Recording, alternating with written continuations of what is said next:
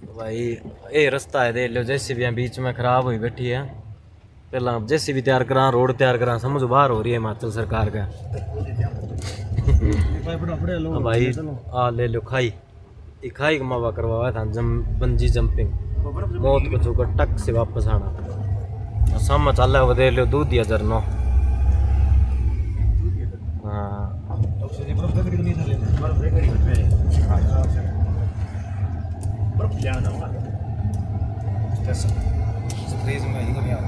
और जम्मी को नहीं मारा फ्रीज में बर्फ है, जो लाइट को नहीं रात की रहा हूँ तो बस यही चक्कर